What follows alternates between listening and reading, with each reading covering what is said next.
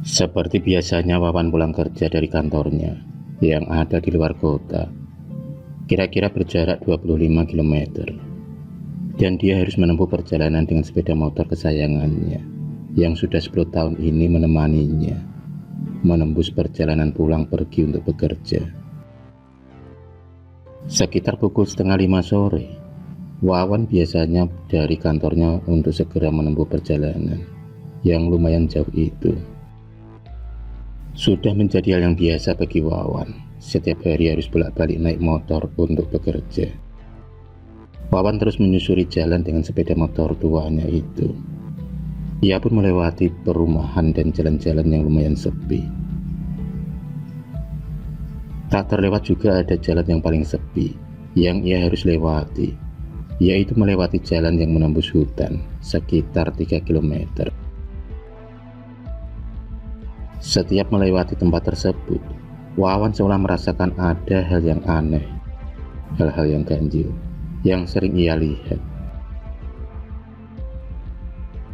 Seperti ada wanita berjalan di sepinya jalan, seperti ada warung kopi, dan seperti ada seorang pencari kayu, dan masih banyak hal-hal aneh yang dia rasakan.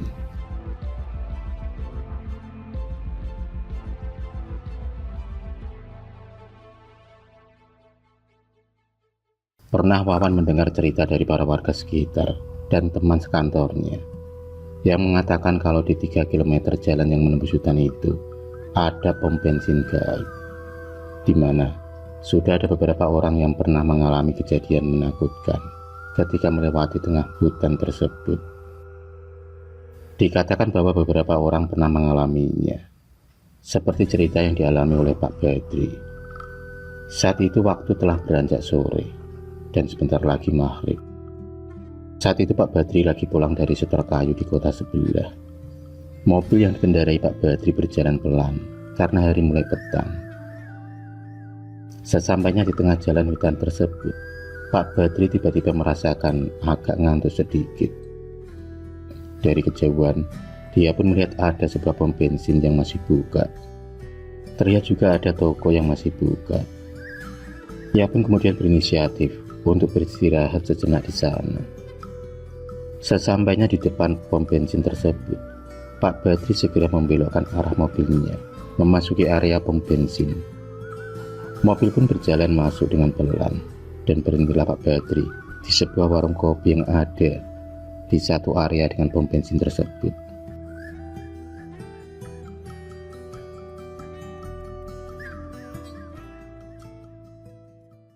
Pak Badri kemudian segera turun dan memesan secangkir kopi dan mie rebus. Ia pun melihat seorang kakek dan anak gadisnya yang sangat cantik. Kakek tersebut adalah pemilik warung tersebut. Pak Badri tidak merasakan hal aneh saat itu. Ia pun kemudian menikmati kopi dan mie rebus yang ia pesan. Setelah selesai makan, Pak Badri tiba-tiba ingin buang air kecil. Ia pun bertanya kepada gadis pemilik warung tersebut, di mana tempat kamar mandinya. Gadis cantik muda itu pun kemudian menunjukkan tempat kamar mandi yang ada di pom tersebut. Pak Badri pun segera melangkahkan kakinya menuju ke kamar mandi yang terletak di paling ujung belakang dari area pom bensin tersebut. Saat dia melangkahkan kakinya, samar-samar dia mendengar suara-suara aneh, seperti orang yang lagi berbincang-bincang, padahal ia melihat sekitar lagi sepi. Pak Badri pun tak menghiraukan suara itu. Ia hanya fokus untuk sampai ke kamar mandi dan segera untuk buang air kecil. Saat Pak Badri lagi asik buang air kecil sambil bersiul, tiba-tiba ia dikagetkan dengan azan suara gedubrak dari sebelah. Suara yang amat keras dan samar-samar ia pun mendengar suara seorang wanita yang menangis terseduh-seduh. Suara yang sangat menyayat hati.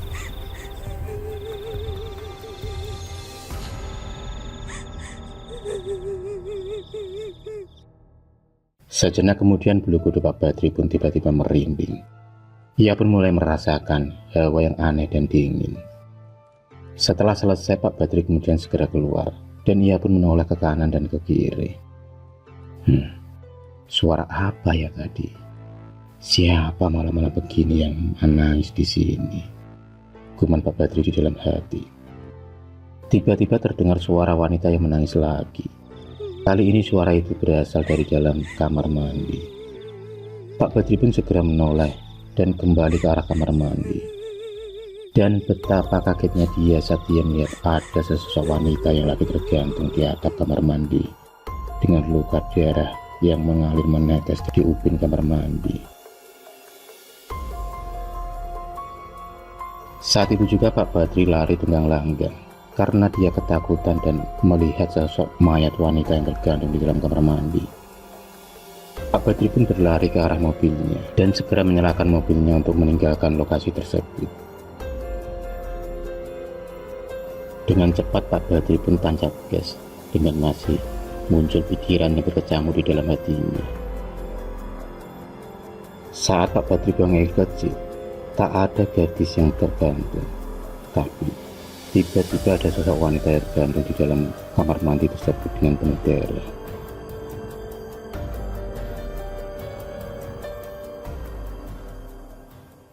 Kejadian kedua juga dialami oleh Mas Karyo yang pada suatu malam sedang keluar mencari dukun bayi. Ia pun diharuskan melewati jalan tembus hutan itu. Saat itu dengan motornya, ia menembus jalanan hutan itu. Sampai di situ ia masih tak merasakan hal yang aneh. Tiba-tiba dari kejauhan dia melihat seorang wanita cantik di pinggir jalan yang seolah sedang menunggu seseorang. Sesampainya di dekat wanita itu, Mas Karyo pun berhenti dan menanyakan mau kemana dan kenapa sendirian. Karena kasihan, Mas Karyo pun memberikan tumpangan kepada wanita itu. Mas Karyo pun segera melanjutkan perjalanannya.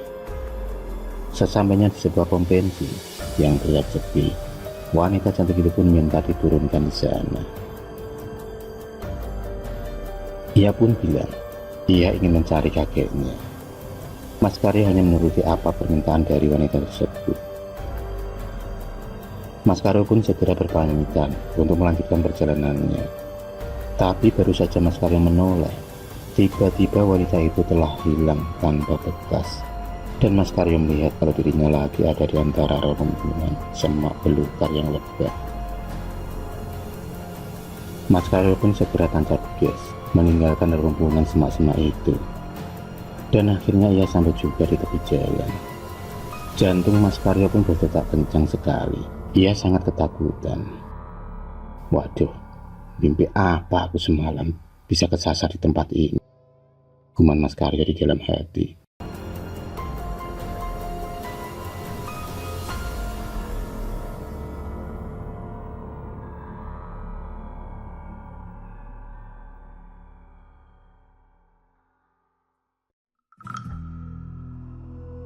Kembali lagi pada kisah yang dialami oleh Wawan. Wawan malam itu tengah sampai di kilometer 2 jalan tengah hutan itu. Dia masih tampak santai melajukan motor kesayangannya. Tiba-tiba suara porter sesekali menyambar-nyambar, dan sebentar kemudian gerimis pun melanda. Malam itu gerimis turun rintik-rintik. Wawan masih melanjutkan motornya dengan pelan. Tanpa diduga-duga oleh Wawan, hujan lebat mulai turun mengguyur bumi. Wawan pun segera memutar gas motornya. Dari kejauhan, samar-samar Wawan melihat ada sebuah pom bensin yang masih terlihat buka. Ia pun segera mengarahkan sepeda motornya ke arah pom bensin tersebut untuk maksud berteduh. Maka sampailah Wawan di dalam halaman pom bensin itu. Ia pun kemudian berteduh di sebuah kios kopi.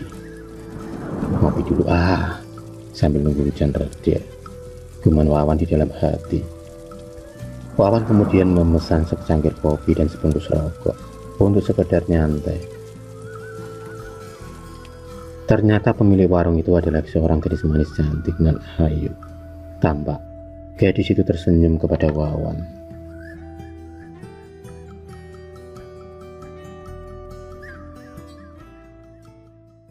Secangkir kopi panas yang dipesan Wawan pun jadi.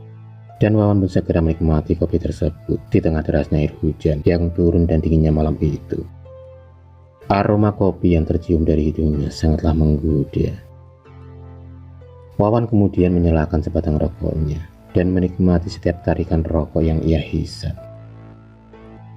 Tanpa asap yang terbang terbawa oleh angin dingin malam itu. Hingga tanpa dia sadari, Wawan malah tertidur pulas. Dan ia pun seperti terbuai oleh hembusan angin yang menidurkannya. Hujan masih tak berhenti. Mungkin Wawan kecapean dan kelelahan pulang kerja. Suara-suara binatang malam dan derasnya hujan seolah menjadi nyanyian malam pengantar tidur. Di bawah alam sadarnya, Wawan seakan berada di tempat itu, mundur 15 tahun yang lalu, seolah dia melihat masa lalu. Ia melihat tanpa aktivitas yang ada di pom bensin tersebut. Sampai pada suasana malam saat itu, Wawan melihat ada 3 orang pemuda yang sedang mabuk berada di pom bensin itu. Mereka menggoda seorang gadis cantik penjual kopi.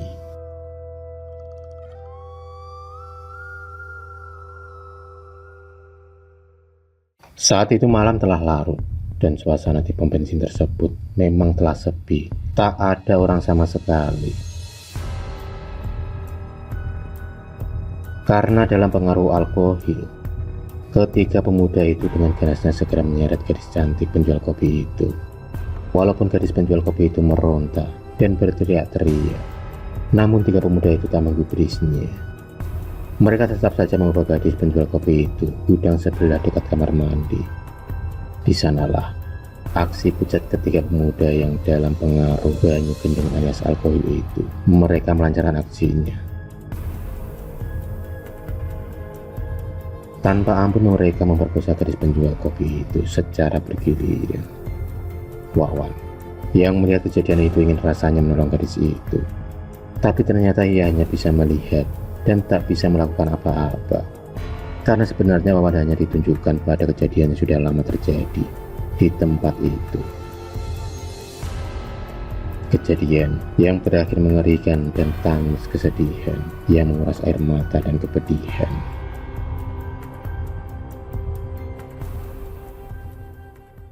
Keesokan paginya gadis penjual kopi itu ditemukan tewas tergantung di dalam kamar mandi. Masyarakat sekitar dibikin gempar dengan kematian gadis penjual kopi yang tak wajar itu. Sejak kejadian itu, SPBU tersebut mulai terlihat angker. Banyak kejadian-kejadian di luar nalar yang terjadi. Ternyata arwah si gadis penjual kopi itu penasaran dan bergentayangan.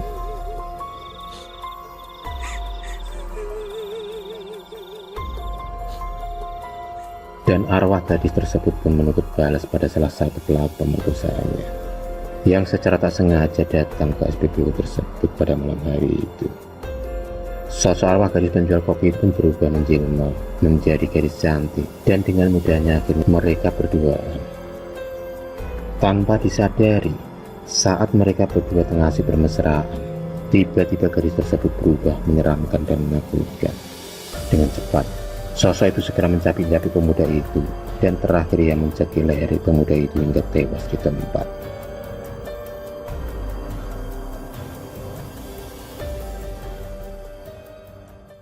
Dua pelaku yang lainnya akhirnya ditangkap oleh polisi dan mendekam di penjara. Dan kabarnya mereka mati dalam sel tahanan karena mereka selalu ketakutan merasa didatangi oleh arwah gadis penjual kopi. Mereka sendiri mati dengan cara misterius tanpa diketahui sebabnya.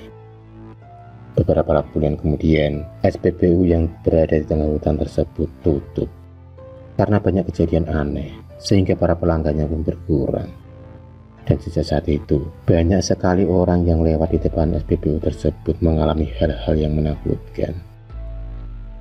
Akibat tempat yang sudah lama ditinggal dan tak ada aktivitas di sana, maka tempat itu semakin banyak dihuni oleh makhluk-makhluk astral yang bergentayangan di sekitar hutan tersebut. Sudah banyak para pengguna jalan yang lewat jalan tengah hutan tersebut mengalami cerita-cerita yang aneh.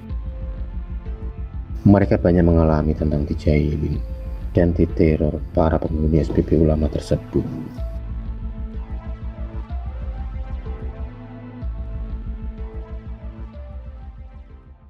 Tiba-tiba Wawan pun terbangun dari mimpi tidurnya. Ia tampak melihat pasi dan keringat dingin pun bercucuran keluar dari tubuhnya. Ia masih terbengong-bengong mengingat apa yang telah ia lihat dalam tidurnya. Sebuah pemandangan tragedi yang memilukan, mengenaskan, yang terjadi melatar belakangi keangkeran SPBU lama tersebut. Hingga SPBU itu pun berubah menjadi sangat angker dan wingit. Dan ternyata selama ini benar apa yang diceritakan oleh orang-orang tentang SPBU lama itu yang berada di tengah hutan tersebut. Untung aku tidak diganggu para penghuni SPBU ini, gumam Wawan di dalam hati. Wawan pun kemudian segera bangkit dan menghidupkan sepeda motornya, karena sebenarnya dari tadi dia di situ hanya sendirian. Ia pun segera memutar gas motor kesayangannya, meninggalkan lokasi SPBU lama yang memang terkenal angker dan wingit tersebut. Hingga sekarang SPBU tersebut mendapat julukan pom bensin setan tengah hutan.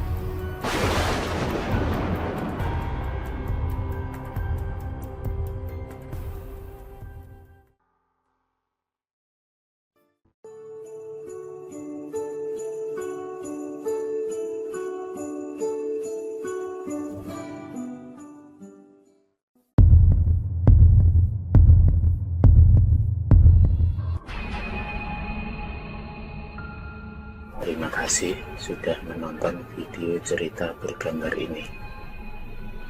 Klik subscribe untuk terus mendapatkan video-video cerita bergambar selanjutnya. Semangat berkarya.